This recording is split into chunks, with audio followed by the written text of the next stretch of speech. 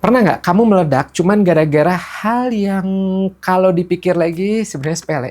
Mungkin karena chat dibalas dengan nada yang kamu anggap dingin, gelas tumpah sedikit, ada motor nyalip mepet sedikit, anak rewel 5 menit, pasangan tuh lupa nitip sesuatu, dan tiba-tiba kamu naik, suaramu jadi meninggi, dadamu panas, rasa kepalanya penuh, pengen marah, pengen kesel. Tapi habis itu kamu diem, nyesal, terus bingung, kok aku gini banget ya? Di luar kelihatannya cuma kejadian kecil, tapi di dalam diri kamu rasanya seperti ada sesuatu yang udah penuh, kemudian tumpah melebar kemana-mana. Nah, hari ini saya nggak cuma ngajak kamu nahan marah. Saya akan ngajak kamu ngerti kenapa marah itu bisa numpuk dalam diri kamu dan gimana cara nulinnya pelan-pelan.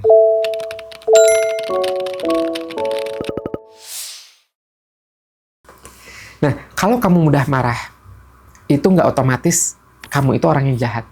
Seringkali itu jadi tanda bahwa kamu udah menahan terlalu banyak, terlalu lama.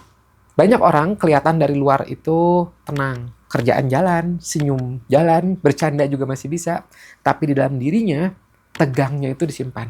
Kayak otot yang dari pagi ngenceng terus, tapi kita pura-pura nggak apa-apa. Di satu sisi marah itu memang emosi yang manusiawi, yang wajar. Yang bikin kita bisa takut biasanya bukan marahnya, tapi meledaknya. Karena setelah meledak, maka setelah itu biasanya diikuti sama rasa bersalah. Dan siklusnya sering gitu-gitu aja. Meledak, lalu menyesal. Abis itu janji sama diri sendiri, besok aku nggak boleh kayak gini. Lalu nahan lagi. Lalu meledak lagi. Nah, kalau kamu ada di pola itu, kamu nggak sendirian. Dan kamu nggak rusak, manusiawi. Cuman mungkin kamu cuma butuh berhenti menghakimi diri dan mulai penasaran. Sebenarnya aku lagi kepenuhan apa? Nah, kalau kita lihat lebih dalam, hal kecil itu jarang jadi penyebab utama. Bukan hal kecil kemudian meledak. Biasanya bukan karena ini. Apa akar ledakannya?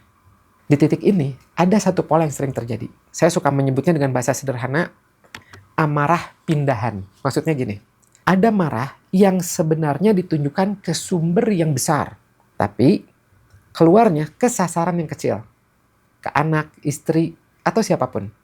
Bukan karena kamu mau jahat ke sasaran itu, tapi karena itu tempat yang dirasa paling aman untuk meluapkan. Misalnya, kamu kesel sama atasan, tapi kamu nggak bisa ngomong. Kamu kecewa sama pasangan, tapi kamu takut, malah takutnya nanti jadi ribut besar. Kamu capek sama tuntutan keluarga, tapi kamu nggak enak nolak. Akhirnya emosi itu nggak punya jalan dalam diri kamu. Dan dia nggak hilang. Dia cuma nungguin pintu yang kebuka sedikit. Dan begitu ada hal yang kecil, bluk, pintu itu kebuka. Gelas tumpah jadi pemicu, nada chat jadi pemicu, anak rewel sedikit jadi pemicu. Padahal yang sebenarnya terjadi, kamu bukan marah karena gelasnya tumpah, bukan karena anak, bukan karena itu. Kamu marah karena gelas di dalam diri kamu sebenarnya yang udah hampir penuh. Ibaratnya kayak gelas air yang kamu isi dari pagi, tetes demi tetes. Tetes pertama mungkin stres kerja. Tetes berikutnya kurang tidur. Tetes berikutnya macet waktu di jalan. Tetes berikutnya kamu harus jadi orang yang kuat di depan semua orang. Tetes berikutnya lagi, kamu nahan kecewa, nahan sedih, nahan rasa nggak dihargai. Nah, kemudian udah penuh. Dan terakhir ada tetes kecil. Dan orang-orang ngira tetes terakhir itu penyebabnya. Termasuk kamu sendiri bisa jadi menganggap tetes terakhir ini. Padahal yang bikin tumpah itulah akumulasi ini. Nah, secara psikologis, ini sering muncul saat kapasitas emosi kita lagi turun. Karena kapasitas emosi itu mirip seperti baterai. Kalau baterainya low bat, maka toleransi kamu mengecil. Hal yang dulu itu biasa aja, sekarang jadi kayak ancaman besar. Dan yang menurunkan baterai itu banyak. Kurang tidur, kebanyakan tanggung jawab, jarang me time, istirahat beneran, terlalu sering jadi ngejagain perasaan orang, selalu mikirin orang nyaman, tapi lupa sama diri kamu sendiri. Konflik yang dipendam, kebutuhan yang gak kamu ucapkan. Nah, yang menarik, marah itu seringkali cuma lapisan paling luar.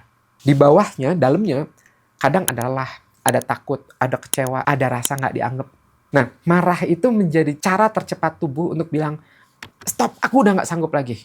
Dan mungkin disitulah akar masalahnya. Bukan di hal kecilnya, penyebab kecilnya. Tapi di bagian dalam diri kamu yang sudah lama minta didengar. Setelah kita paham kenapanya, penyebabnya, pertanyaan berikutnya jadi bisa lebih lembut. Kalau aku udah kepenuhan, gimana cara menurunkannya tanpa harus meledak dulu? Ada beberapa langkah yang bisa kamu lakukan. Yang pertama, kamu bisa latihan jeda 10 detik. Bukan untuk sok sabar ya, tapi untuk menekan amarah dalam diri kamu. Buat ngasih ruang kecil supaya kamu tetap megang kendali, bukan ledakannya. 10 detik itu bisa sederhana. Bisa kamu manfaatkan untuk narik napas panjang, buang pelan-pelan, ulangi sekali lagi. Kalau perlu, kamu boleh bilang ke tubuh kamu sendiri. Atau ke orang lain juga boleh. Sebentar ya. Bukan untuk kabur, tapi untuk menunda respon. Supaya hati itu nggak lari terlebih dahulu. Langkah kedua, coba kasih nama emosi yang lebih spesifik dari kata marah. Karena seringnya kita marah, tapi sebenarnya yang kita rasakan itu bukan cuma marah. Mungkin kamu lelah, mungkin kamu tersinggung, mungkin kamu kecewa, atau mungkin kamu kewalahan. Nah, catat itu. Emosi yang kamu kenali itu biasanya lebih mudah untuk diturunkan nantinya. Karena tubuh bisa ngerasa, oke, aku didengar, kelelahan aku didengar, kekecewaan aku didengar.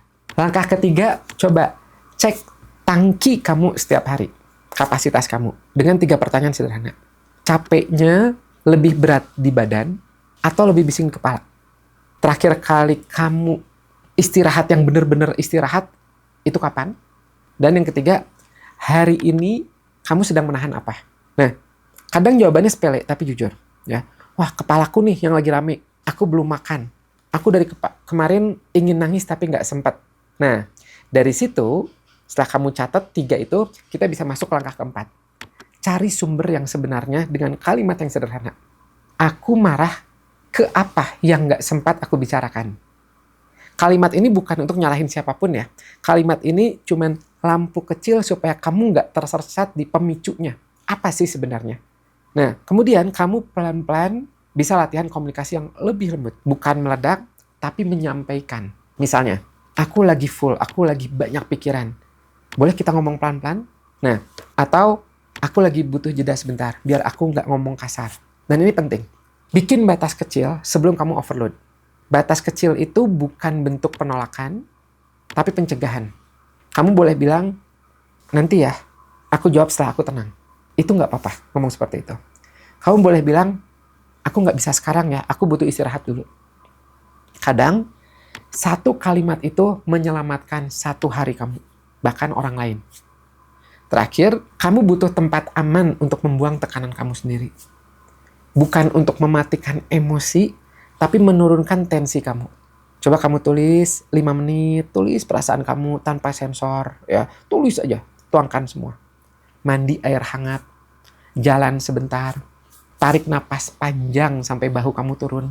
Tujuan akhirnya bukan jadi orang yang gak pernah marah, tapi jadi orang yang bisa ngedenger sinyal dalam diri kamu sendiri sebelum terlambat.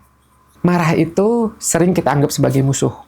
Padahal, terkadang marah itu adalah pesan dari tubuh kamu sendiri. Pesan bahwa ada batas yang terlewati, ada kebutuhan yang kamu abaikan, ada luka yang belum kamu urus. Masalahnya, kita sering menilai diri dari momen terburuk kita. Suatu ledakan, lalu kita cap diri, aku pemarah, aku buruk. Padahal bisa jadi, kamu bukan itu identitasnya. Kamu adalah manusia yang sedang kepenuhan. Kuat bukan berarti terus menahan. Kuat kadang berarti harus jujur. Aku sedang capek. Dan memberi dirimu izin untuk pulih sedikit demi sedikit. Perubahan itu jarang ada yang instan. Lebih sering berupa pengulangan-pengulangan kecil yang semakin membuat kita sadar. Dan kamu boleh belajar pelan-pelan tanpa harus membenci diri sendiri. Nah, kalau video ini menyentuh bagian diri kamu, boleh klik like ya. Dan tulis di komentar hal apa yang paling kamu sadari hari ini. Juga kalau kamu mau, kamu bisa subscribe biar kita punya ruang refleksi yang rutin. Dan juga kalau kamu ingin mengenal pola diri kamu lebih dalam, pengen tahu gambaran lebih dalam, termasuk dari jejak kecil seperti tulisan tanganmu, kamu bisa pelan-pelan belajar di grafologiindonesia.com /gratis. Atau bisa juga dites di grafologiindonesia.com/tes.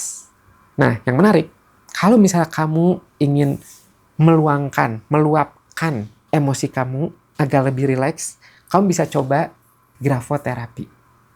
Informasinya saya tulis di deskripsi, grafologiindonesia.com/grafoterapi, yang disusun memang untuk meringankan beban emosi kamu. Semoga bermanfaat. Saya Afif dan ini program Kata Psikolog. Sampai jumpa di video berikutnya. Bye-bye.